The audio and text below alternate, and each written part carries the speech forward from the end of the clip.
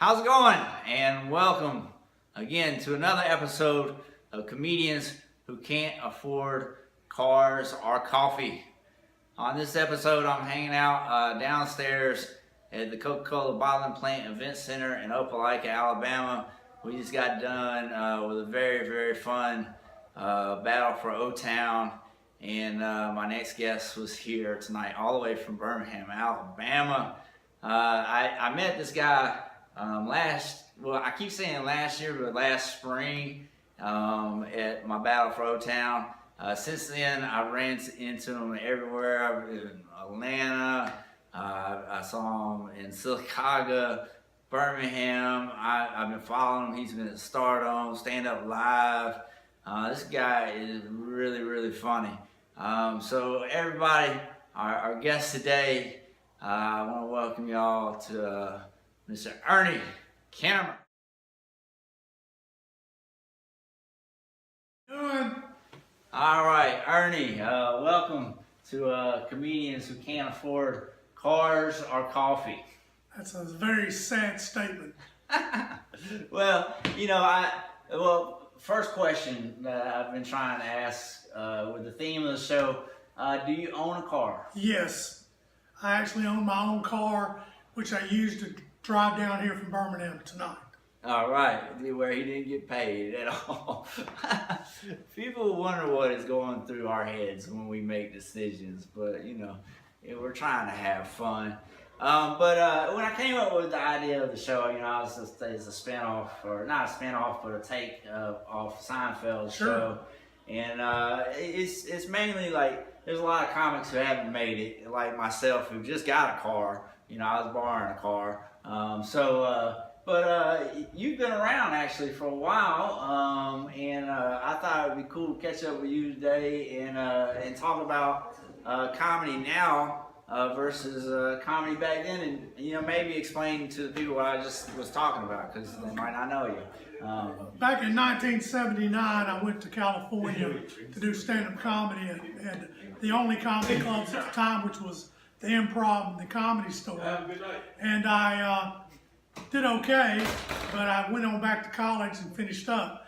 But in 1981, I got the urge that it wasn't over, so I drove back out, and I lived in California from 81 to 85, and did comedy at all the clubs that were available at the time in Los Angeles. Okay, so I've always wanted to go out to LA. I haven't been able to make it out there just yet. I've just been in the South.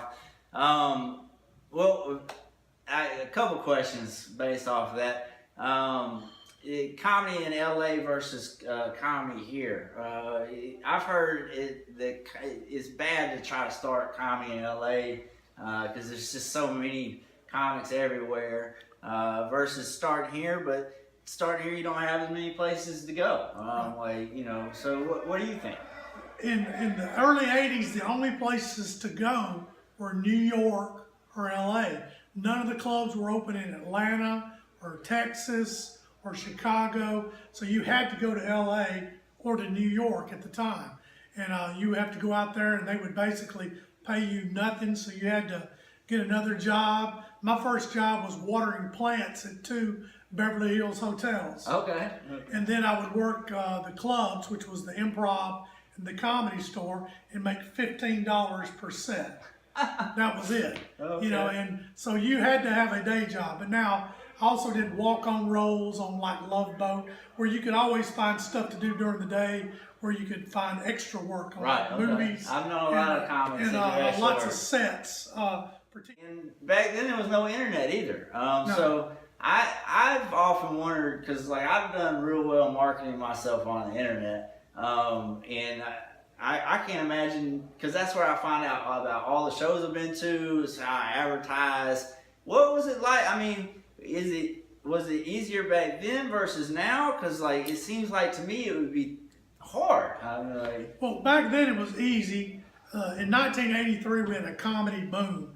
Every city of over 100,000 or 50,000 opened up a comedy club. So you could basically work every week at a different comedy club around the country. But there weren't enough comics. Now there are not as many clubs, and there's like 10 times as many comics, and they're all funny. So you have to really, you know, nowadays it's just very, very hard to get gigs because everywhere you go, there's someone that's funny or funnier than you. Right, right. Usually funnier than me. Well, funnier than me, definitely. And in the early 80s, I went to the comedy. The way we would market ourselves is we would basically mail a cassette tape to the comedy club that we wanted to work at. And we would tape our sets every night. We would go back and listen. And then we would, if we wanted to get a gig somewhere, say I was living in LA and I wanted to go to Birmingham, I mailed a cassette tape to Bruce Ayers at the Comedy Store. Okay. He had just opened it up in October 18th of 1983, and he listened to my tape and then invited me to come down. Okay. Yeah. That sounds a lot easier than what I did. I spent a year and a half in his little room, and then he saw me on a big stage, and he finally started working with me, Bruce, I started comedy at the Stardom Comedy Club, so, and everybody I've met that took me all kinds of places in comedy, all started at Stardom. Sure. And you know, to me, he has a comedy competition, a lot like the one I run, because I kind of copied his, but to me it was like a training ground, really. It taught, you know, they taught me different things about comedy. The host would always give me tips, and you know, it moved me through. So I'm real happy. I like Bruce a lot, but I wish I could have just mailed a tape to him. That was the way it was done back in the old days. I went there. I was supposed to perform on like a Friday night with a couple of different comedians, and I got there on Thursday from LA, and I just wanted to see the club because I was so freaking excited that comedy was coming to Birmingham, Alabama, over at the Terra House Motel in beautiful Homewood above a Chinese restaurant. Right. And what happened is the opening act was late. He didn't make it for the show. And I don't know if he overslept or got his times wrong. So I ended up going up the very first night that they opened. So actually on October 18th of this year is the 35th anniversary of the Comedy Club opening in Birmingham. And I'm going to be at the club as the comedian there that night. So nice. Kind of excited. I might have to catch that one. Tell everybody the date again. It's October 18th, 19th, 20th, and 21st. On the 18th, we got 1983 prices of only $7. Wow. Now, what are drinks going to cost? Well, you know, they're going to cost a fortune. But on the 19th, 20th, and 21st, they're $20 per ticket because the entertainment tonight is Finest Henderson from Las Vegas. He's a musical impressionist. He's been at the club probably 15 times over the last 35 years, and he's a top headliner in Vegas. He usually opens for Jay Leno when he's in Vegas. He's funny. I've caught him at the Stardome before. Very funny. The one beautiful thing about being by the railroad tracks is the nice sound effects you get. That's right. Every little once in a while. Those are real. Those are not piped in for effect. You know, that's how we do. That's how we do. I've asked you about comedy then and now. Crowds. The one thing everybody asks me, like, Mike, how do you draw a crowd? And I always say, you know, I wish I knew the secret. I would tell you, because I don't. Was it easier to draw a crowd back then because they didn't have Netflix and YouTube and they couldn't see comedy every day? They had to go to a comedy club to catch a comedian. Comedians back then relied on word of mouth, the comments cards, and the clubs booking new talent.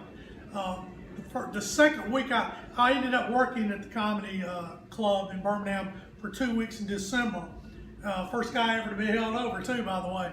But the two guys that I worked with that first week were both Catch a Rising Star in New York's. They were the entertainment for Catch. They're the ones that decided on who they booked. Okay. And that was 2 weeks in a row. The first two guys were Bill Sheft and Steve Schaefer. Bill Sheft ended up being the head writer for David Letterman for 20 years. And then the other two guys were Steve Schaefer and John Mendoza, and both of them toured for the last 30-something years. And you just had word of mouth. People, comedy was so new at clubs that they just went because it didn't matter who was playing. They just went to laugh. Right. And everyone was funny. Everybody. There Everybody. was nobody. Sinbad was funny. Steve Harvey was funny. Tim Wilson, Bill Hitt, Sam Kent, everyone was funny. Yeah, shoot, I wish I could have did comedy in the 80s. I How was, old would you have been? in the 80s, I was 12, 10, 8? Well, 87, I hit 10. So you were 6 when I was in my prime. But I was a funny little kid. I believe you. You're a funny man now. But Ernie, I've had fun talking with you. Ernie did comedy back in the day, but he still does comedy because you can't get rid of comedy in your system once you do it. I am a huge fan of Ernie Kennamer. So y'all make sure if you're in Birmingham to catch him at the Stardome Comedy Club. He'll be back here at the Bottling Plant Event Center in Opelika for the Battle for O-Town grand finale. I would tell you the date, but I don't have it yet. But we'll announce that soon enough. Ernie, if people want to follow you other than catching you at the Stardome, how can they follow you? On Facebook, I have Ernie Kennamer Comedy page. Feel free to go on and like it. I have videos on there. I also do parody videos with a friend of mine named Gary Cargill, who's on the Southern Mama tour. We do these parodies of coaches, which is what I did for about 30 years when I got out of comedy. So, but I'm back a year and a half later. A year and a half, you know. Hey man, I can't wait to catch Ernie again on stage. But follow him on Facebook, watch his videos. Thank you for watching today or tonight or wherever you're at watching. Like it, subscribe, and we'll catch you next time.